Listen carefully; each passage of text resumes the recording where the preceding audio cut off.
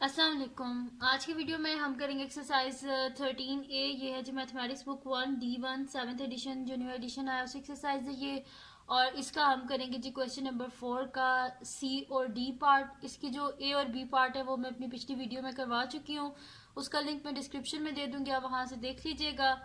तो स्टार्ट करते हैं। और अगर अभी तक आपने मेरा चैनल सब्सक्राइब नहीं किया तो इसको सब्सक्राइब कर दीजिए और बेल आइकन को लाजमी प्रेस कीजिएगा ताकि आपको न्यू आने वाली वीडियोस के बारे में पता चल सके। अच्छा जी, हमने करना है इसका सी और डी पार्ट। इजी से हैं, बिल्कुल वैसे ही हैं जैसे ए और बी पार्ट थे।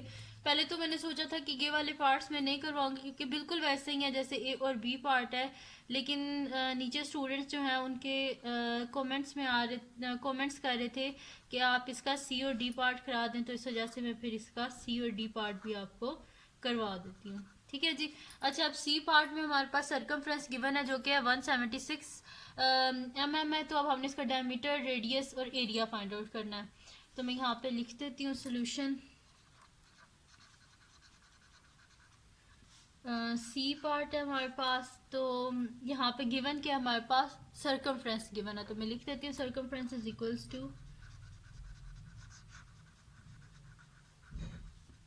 176 mm।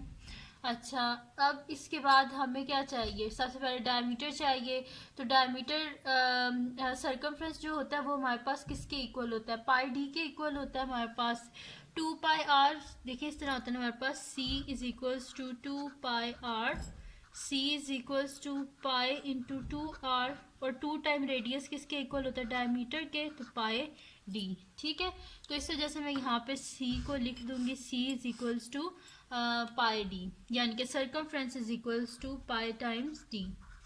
अच्छा, तो फिर यहाँ पे सरकमफ्रेंस किया 176, तो मैं सरकमफ्रेंस की जगह लिख देती हूँ 176 mm is equals to pi into D. ठीक है, अब पाई किसके इक्वल होता है हमारे पास, 22/7 के इक्वल, तो पाई की जगह लिख देते हैं 22/7 इंटू डी।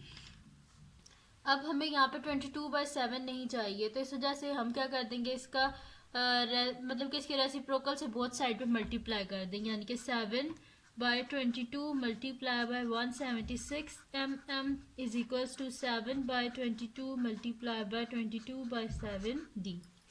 अब ये तो आपस में कैंसिल आउट हो गया हमारे पास, 7 और 7, 22 और 22। अब इनको हम आपस में मल्टीप्लाई कर देते हैं, 7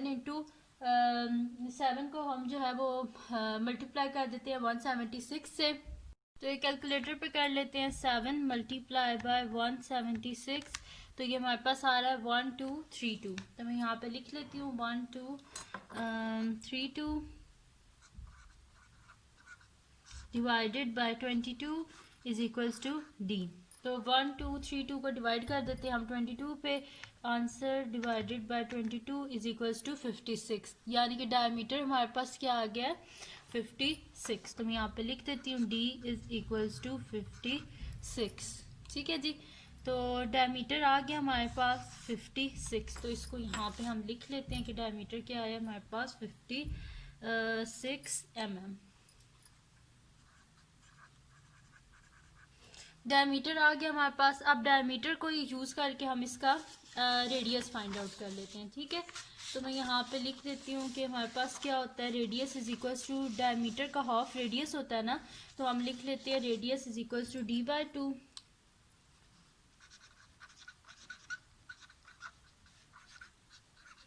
ठीक है जी, radius is equals to diameter divided by 2।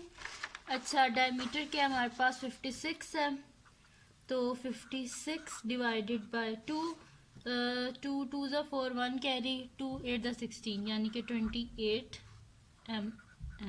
Radius भी आ गया हमारे पास। ठीक है जी, तो 228 सा ये हो गया हमारे पास। अब रेडियस भी हमने फाइंड आउट कर लिया, टेबल में रेडियस भी लिख लेते हैं हम। तो रेडियस आया जी 28।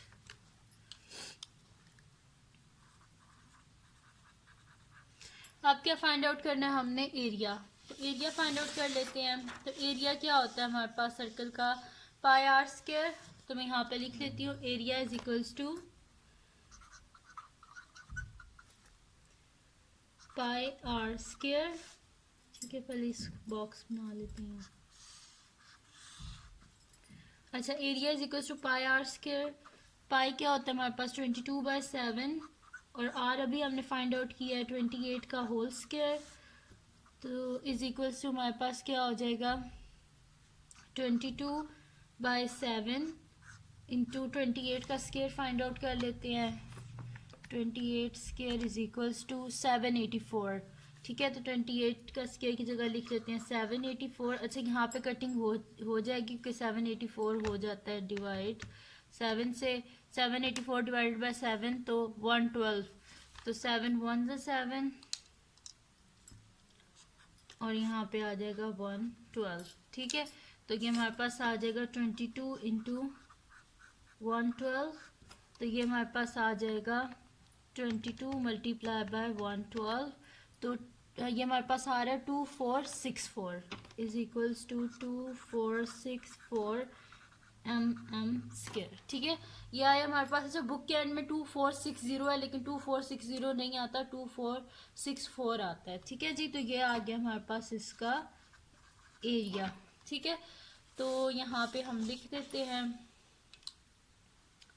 2464 mm स्क्वायर। ठीक है जी, ये आ गया हमारे पास इसका एरिया। अब क्या फाइंड आउट करना है हमने, लास्ट है इसका, जिसमें हमारे पास एरिया गिवन है। अब एरिया को यूज़ करके डायमीटर, रेडियस और सर्कमफ्रेंस फाइंड आउट करना है हमने। तो यहाँ पे हम कर लेते हैं स्टार्ट। हमारे पास क्या गिवन है कि एरिया हमारे पास क्या है, बल्कि नेक्स्ट शीट पे कर लेते हैं। एरिया गिवन है, अब इसका डी पार्ट है हमारे पास, सोल्यूशन डी पार्ट।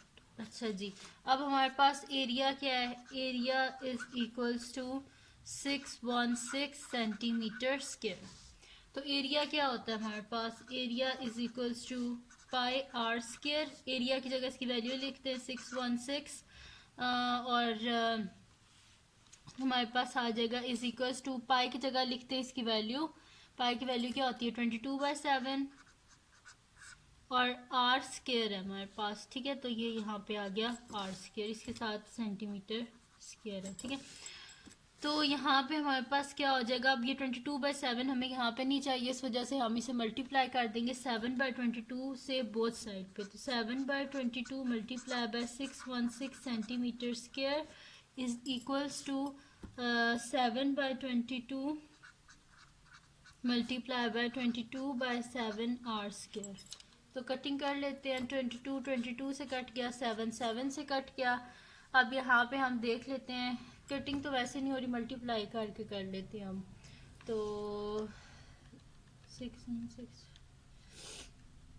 अच्छा 616 को अगर हम 22 से कटिंग करें तो यहाँ पे हमारे पास आ जाएगा 28 टाइम्स होता है। ठीक है, 22 को 28 टाइम्स 616 होता है, लेकिन शायद आप लोग फिर कंफ्यूज हो जाए तो उसको डायरेक्ट मल्टीप्लाई कर लेते हैं। 7 मल्टीप्लाई बाय 616, तो ये हमारे पास आ रहा है 4312। तो मैं यहाँ पे लिख लेती हूँ 4312 centimetre square divided by 22 is equals to R square. अच्छा, अब इसको डिवाइड कर देते हैं हम 22 से, डिवाइडेड बाय सॉरी क्या था 4312 डिवाइडेड बाय 22, तो ये हमारे पास आ रहा है 196।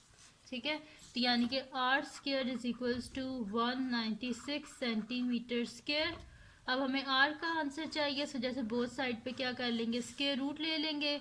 तो आर इज इक्वल्स टू हमारे पास क्या आ जाएगा, आर इज इक्वल्स टू हमारे पास आएगा प्लस माइनस 14 आएगा। R is equals to plus minus 196 जो होता है कि वैसे 14 का स्क्वायर होता है, लेकिन फिर मैं आपको करके दिखा देती हूँ। Under root 196 is equals to 14, तो ये हमारे पास आ रहा है प्लस माइनस 14 सेंटीमीटर स्क्वायर। लेकिन रेडियस हमारे पास जो होता है ना, as radius R is greater than zero, radius हमेशा ग्रेटर देन ज़ीरो होता है, रेडियस कभी आपने नेगेटिव नहीं देखा होगा। So R is equals to positive 14 centimetre square. ठीक है, तो इस वजह से आर का हमारे पास पॉजिटिव 14 हमने ले, सॉरी सेंटीमीटर स्क्वायर नहीं होगा, ये जब अंडर रूट में था ना, तो अंडर रूट में स्क्वायर जो होता है वो कट जाता है, यानी कि यहाँ पे ये स्क्वायर नहीं है, खाली ये सेंटीमीटर है, वो मैंने गलती से लिख दिया। ठीक है, तो R is equal to 14 centimetre. अब क्या फाइंड आउट करना है, अब रेडियस आ गया हमारे पास। अब रेडियस को यूज़ करके हम क्या फाइंड आउट कर लेते हैं, डायमीटर, क्योंकि 2 टाइम्स रेडियस हमारे पास क्या होता है, डायमीटर होता है। तो हम यहाँ पे लिख लेते हैं diameter is equals to 2 times radius, यानी कि 2 multiply by 14 centimetre, which is equals to 2 1 2 2 4 8 28 centimetre. तो डायमीटर भी हमारे पास आ गया है 28 सेंटीमीटर। सरकमफ्रेंस भी इसका साइड पे यहाँ पे फाइंड आउट कर लेते हैं। तो सरकमफ्रेंस हमारे पास क्या होता है, circumference is equals to 2πr, यानी कि 2 इंटू पाई की वैल्यू क्या होती है हमारे पास 22/7, और r की वैल्यू क्या है हमारे पास, अभी हमने फाइंड आउट किया, r हमारे पास 14 है, तो यहाँ पे हम लिख देते हैं 14 सेंटीमीटर।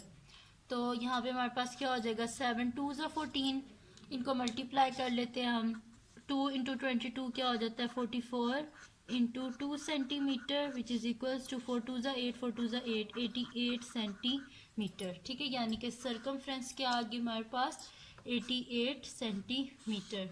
ठीक है जी, तो बस ये टेबल में हम वैल्यूज़ को डाल देते हैं। हमारे पास डायमीटर क्या आया 28, तो डायमीटर की जगह हम लिख देते हैं